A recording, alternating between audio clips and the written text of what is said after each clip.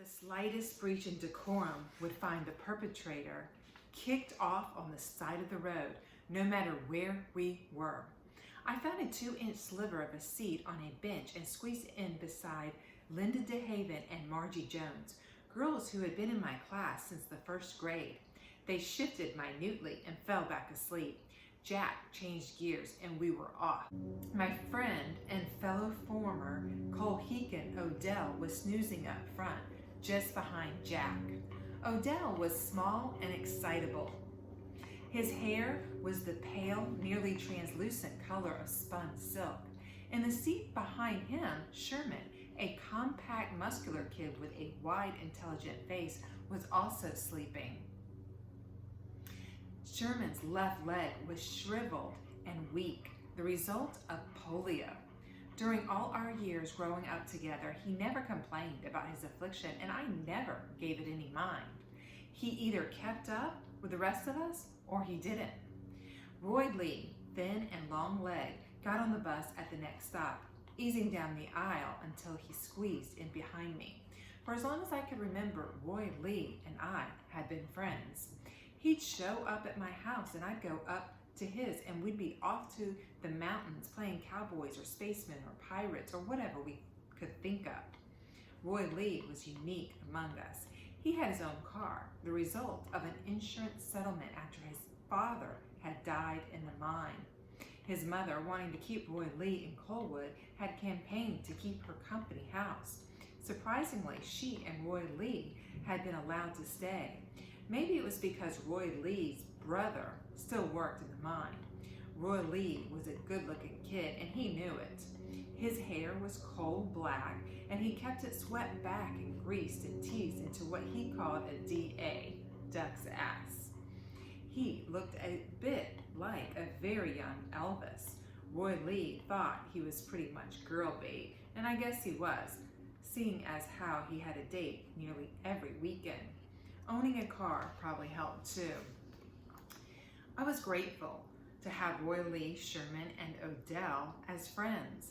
When I entered the first grade, I found myself in a community of boys from all over the town, and it became apparent that, as my father's son, I was marked by his position.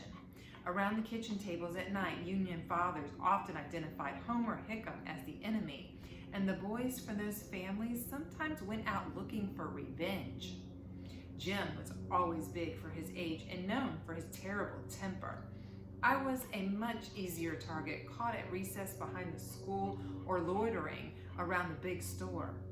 Though I came home bloody, I never told my mother who attacked me, and my father never knew of it at all. Colwood boys didn't carry tales on one another. I did the best I could for a small, nearsighted kid, and each year got to be a little tougher nut to crack. I even managed to bloody a few noses myself. For some reason, Roy Lee, Sherman, and Odell never seemed to mind who my dad was. As far as they were concerned, we were all just Colwood kids together. The road out of town led past the coal mine, and Jack blew the bus horn at the tipple. Those of us still awake waved at the men at the man hoist, and then we kept going for about a mile until we stopped for the few students that came out of the hollow at 6, named after the 6th ventilation shaft sunk for the mine. There were some houses built up around it. They were the last students to pick up. Then we started up the first of the mountains. Between Colwood and Big Creek High School were 8 miles of twisting, potholed roads. Unless it was snowing, it took Jack about 45 minutes to cover the distance. The road up Colwood Mountain turned through one steeply inclined switchback after another. Wedged 3 to a seat, most of us dozed, leaning against one another at each turn. At the top of the mountain, the road dropped precipitously and swung back and forth until it bottomed out into a long, narrow valley. Here was the longest stretch of straight road in the district, nearly a mile of asphalt. About midway down, behind a barbed wire fence, was one of the big fans that ventilated the mine. On Saturday nights, this straight stretch, nicknamed Little Daytona, was a racetrack for those few teenagers with wheels, and the fan, a favorite place to park and make out. Since I had neither a driver's license nor a girlfriend, I knew both those things only by hearsay. Roy Lee was my most likely source. He had told me he took his dates to park there after going to the dugout. The dugout was in the basement of the Owl's Nest restaurant across from the high school, and there were dances there every Saturday night. I'd never been to the dugout, but from what I heard, it was a lot of fun. One of the Big Creek janitors, Ed Johnson, was the disc jockey, and Roy Lee said he had one of the best record collections this side of American Bandstand. After a sharp turn at the end of Little Daytona, we entered the town of Coretta. Coretta was owned by the same company that owned Coalwood. Its tunnels had broken through to our mine the previous years. There had been a massive slab of sandstone between the two mines, and my father had fought through it like he was in a war. Once opened, the combined mines caused so many ventilation problems, Dad had to take over both of them. According to what I heard Mom tell Uncle Joe during a visit, a lot of people in Coretta had said some real nasty things about that, calling Dad uppity. There seemed to be so many people who just couldn't forgive Dad for not having a college degree like the captain. That seemed strange to me, since they didn't have a degree either. Mom told Uncle Joe that as far as she was concerned, those Coretta people weren't much punkin', and funny term too. Mom sometimes seemed to lapse into a different dialect when one of her brothers was around. I remember Uncle Joe nodding his head in solemn agreement. After we passed through Coretta, we reached through a fork in the road at a little place called Premier, where there was an old run-down whitewashed brick building called the Spaghetti House. I'd never been in there, but Roy Lee had. He said there were whores in there, old scaggy ones that would give you the clap. I didn't know what the clap was, but it didn't sound like I wanted it. Roy Lee said he'd only been in there one time to get change for $1, and they'd given him 4 rubbers instead. He still had all 4. I knew because he'd shown them to me. He carried one of them in his billfold. It looked pretty old to me. War Mountain was not as steep as the mountain out of Coalwood, but its roads were narrower, and there were 2 curves that nearly doubled back on themselves. Jack slowed down to a crawl at each of these, blowing the bus horn and then easing us around. Those of us pinned to the outer side of the bus looked straight down at a river far below with no sign of the road or even the shoulder, while those on the other side watched giant jagged boulders swing by inches away. After we got past them, it was a straight shot down the mountain to the town of War. War had seen better days.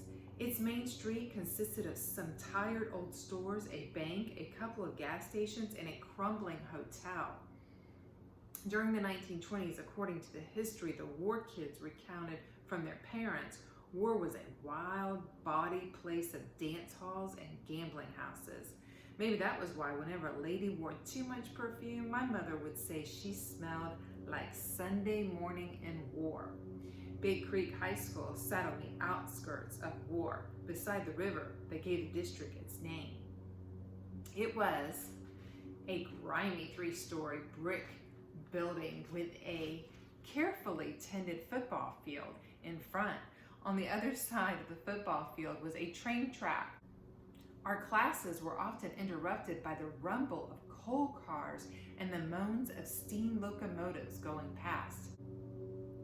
Sometimes it seemed as if they would never stop, train after endless train bound for the world that lay beyond us.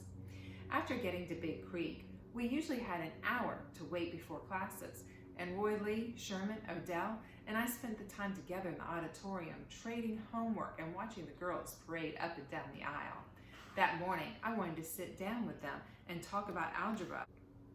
I hadn't figured out the assigned problems to my satisfaction, but nobody else wanted to talk about algebra, not with Sputnik to chew over. The Russians aren't smart enough to build a rocket, Roy Lee said. They must have stolen it from us. I didn't agree with him and said so. The Russians had built atomic and hydrogen bombs, and they had jet bombers that could reach the United States. So why couldn't they build something like Sputnik too? I wonder what it's like to be a Russian, Sherman asked, aware that none of us had the slightest notion. Sherman was always wondering what it was like to live somewhere else other than West Virginia. I never gave it that much thought at all. I figured one place was like another, except according to the television, if you lived in New York or Chicago or any big city, you had to be plenty tough. Roy Lee said, "My daddy said the Russians ate their own babies in the war, and it was a good thing the Germans attacked them. He said we should have joined the Germans and kicked their tails. Then we wouldn't be having so much trouble with them now." Odell had been eyeing a senior cheerleader standing in the aisle. "I wonder if I crawled over there and kissed her feet if she pet me on the head," he mused. "Her boyfriend might," Sherman said as a huge football player stalked up and took her hand. Football players more or less had their pick of the girls at Big Creek. I said desperately, "Did anybody get the algebra?" The other three just looked at me. "Did you get the English?" Roy Lee finally asked. I had a bunch of diagram sentences. We traded talking over the work as we busily copied. It wasn't exactly cheating, and it was the only way I was going to get any points at all in algebra class. Mr. Hartsfield, Big Creek's math teacher, never gave partial credit in a test. The work was either right or wrong.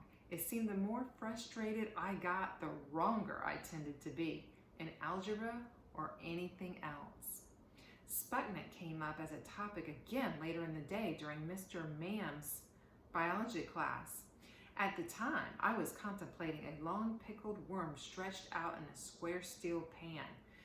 To my everlasting delight, I had somehow managed to get Dorothy Plunk as my partner for the worm dissection. It was my opinion that Dorothy Plunk, a native of war, was the most beautiful girl in our class, or for that matter, at Big Creek High School. She had a long, shimmering ponytail and eyes the electric blue of my father's 1957 Buick. She also had a budding figure that made me feel as if I was going to explode. I had shyly managed to say hello to her in the hall a few times, but hadn't figured out any way to hold a real conversation with her. I couldn't even figure out what to say to her over the dead worm we were supposed to cut up together. The crackle of the intercom system intervened before I could come up with anything. The voice we heard was that of our school principal, Mr. R.L. Turner. "As I'm sure you know by now," Mr. Turner said in his deliberate manner, "the Russians have launched a satellite into space. There have been many calls for the United States to do something in response. The Big Creek Student Council today has responded to, and I quote, the threat of Sputnik by passing a resolution. I have it in my hand now that dedicates the remainder of the school year to academic excellence. I approve the council's resolution. That is all." Dorothy and I had been staring at the intercom. When we looked down, we were facing each other and our eyes locked. My heart did a little flip-flop. "Are you scared?" she asked me. "Of the Russians?" I gulped, trying to breathe. The truth was, at the moment, Dorothy scared me a lot more than a billion Russians, and I didn't know why. She gave me a soft little smile, and my heart wobbled off its axis. I could smell her perfume even over the formaldehyde. "No, silly, cutting open our worm." "Our worm? If it was our worm, could it also be our hearts, our hands, our lips?" "Not me," I assured her, and raised my scalpel, waiting for Mr. Mams to give us the go-ahead. When he did, I made a long cut down the length of the specimen. Dorothy took one look, grabbed her mouth, and lurched out the door, her ponytail flying. "What did you do, Sonny?" Roy Lee chortled from the desk behind me. "Ask her for a date?" I had never asked any girl out, much less the exalted Dorothy Plunk. I turned to Roy Lee and whispered, "Do you think she'd go out with me?"